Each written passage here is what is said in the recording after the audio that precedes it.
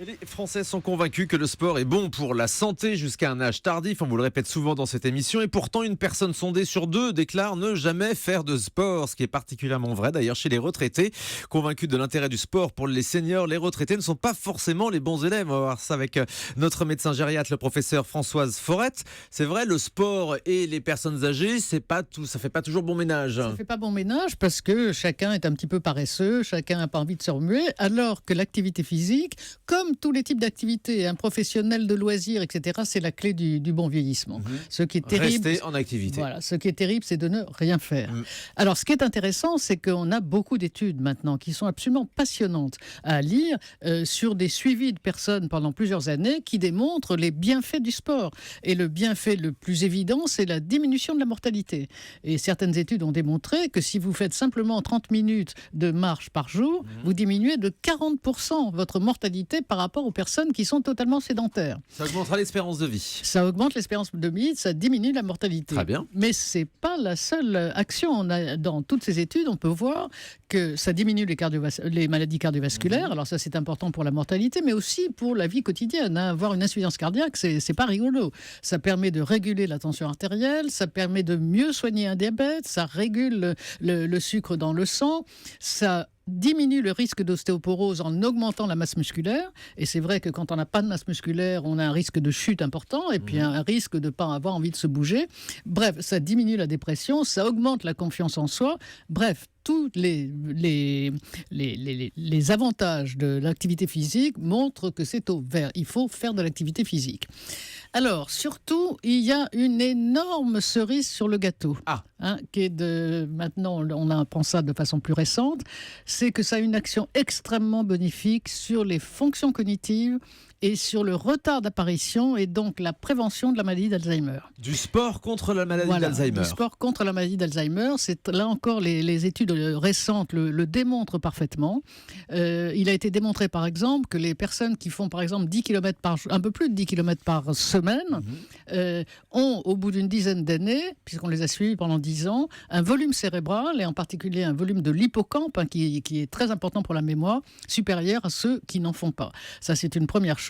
Et ce que l'on sait aussi, c'est que ça permet d'améliorer ce qu'on appelle la neurogenèse, c'est-à-dire le fait d'avoir de nouvelles la cellules. Oui, une régénérescence avec un circuit dendritique. Vous savez, c'est les dendrites, c'est ce qui fait communiquer les neurones entre eux, beaucoup plus important quand on fait de l'activité physique. Donc des actions bénéfiques vraiment sur le corps humain, sur le cerveau aussi. Sur le cerveau aussi. Donc c'est très très important. Comment faire du sport ? Parce que ça, c'est la question. C'est ça, quand on parle de sport, d'activité physique, on ne parle pas forcément de sport de haut niveau, là. Non, c'est de l'activité physique, c'est pas nécessairement du sport de haut niveau, mais là, il y a quand même deux cas de figure. Ou bien vous êtes un sportif.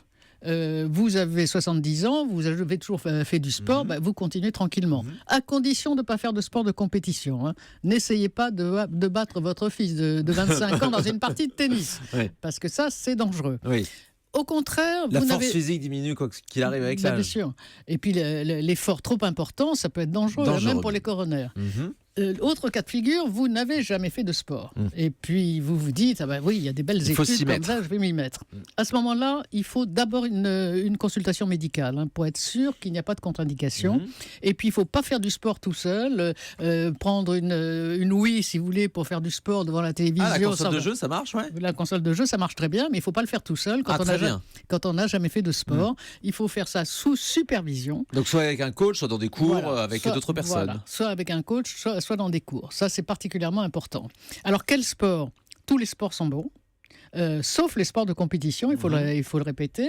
Les sports qui augmentent la force. On va éviter les sports de combat aussi, j'imagine. Oui, les sports de combat, on évite les sports de combat, bien sûr.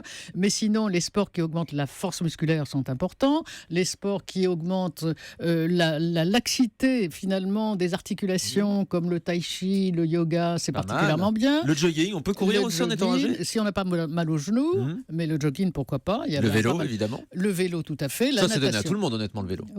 Oui, c'est bon pour tout le monde. Natation aussi. La natation, c'est absolument excellent. Mais finalement, celui pour lequel on a le plus de données, c'est la marche.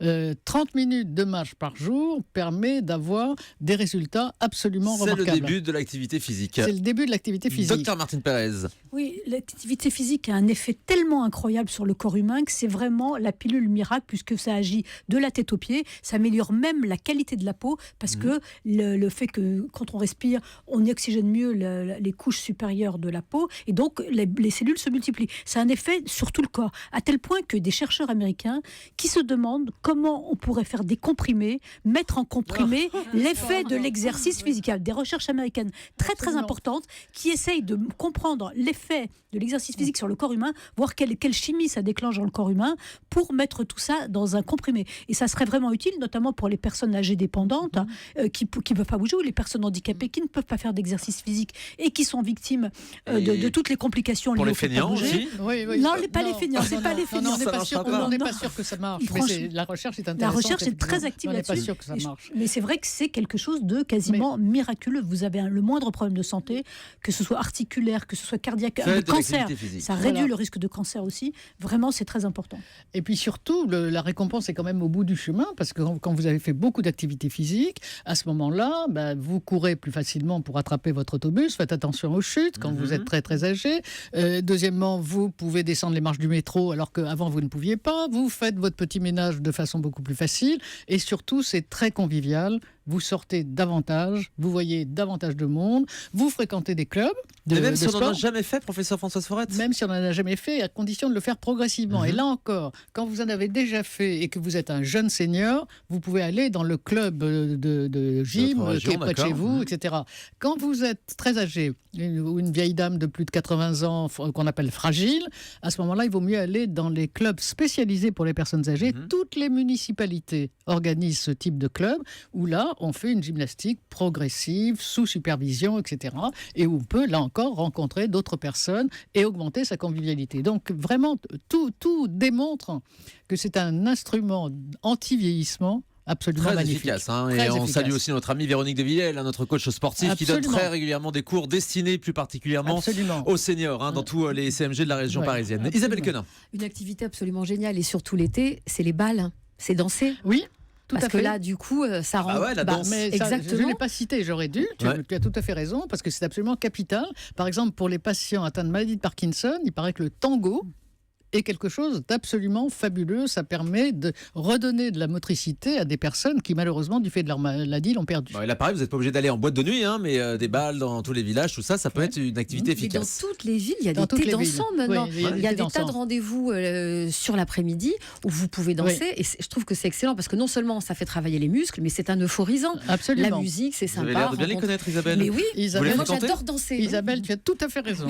Docteur Martine Pérez. Oui, il y a juste une chose dont on n'a pas parlé, c'est que l'exercice physique, ça permet de contrôler le poids et ça permet de développer la masse musculaire. Parce que même si en vieillissant, c'est très dur de fabriquer de la masse musculaire, à tout âge, on peut fabriquer de la masse musculaire. Et donc, le fait d'avoir une bonne masse musculaire permet d'avoir un meilleur contrôle sur son poids, puisqu'on dépense plus de calories au repos quand on est musclé. Donc, je trouve que quand on vieillit, on a du mal à contrôler son poids et c'est vraiment important. Un dernier conseil.